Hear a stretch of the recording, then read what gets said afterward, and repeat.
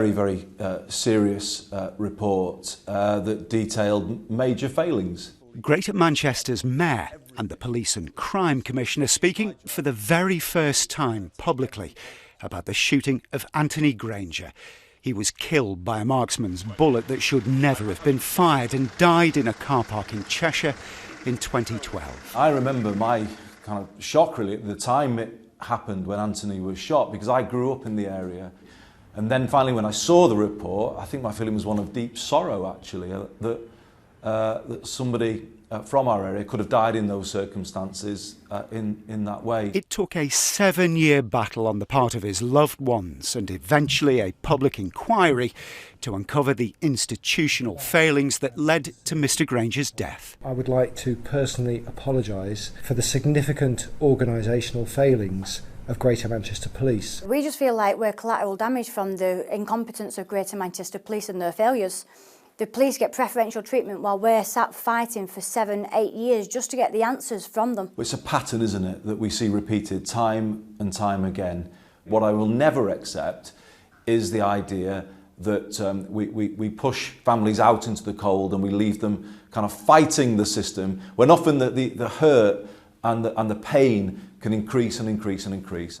The public inquiry exposed a wide range of troubling issues within Greater Manchester Police, including why they used CS gas canisters on the operation when the force had already been advised that they were unlawful and a banned weapon. The chairman made 9 recommendations, including a call to follow previous advice given to GMP and record radio communications on firearms operations. They'd been asked to install covert video cameras in their cars and equip firearms officers with body-worn video cameras. The inquiry chairman called upon a Majesty's Inspectorate to go into the firearms unit and carry out a thematic inspection. The last time they were looked at on training and selection of officers was 15 years ago, in 2004. We invited Greater Manchester Police to tell us what's changed in the 4 months since the public inquiry exposed those failings that are putting the public in danger. They say they're continuing to work through the recommendations and they'll provide a full update in regard to the steps that are being taken to improve the safety of our firearms operation.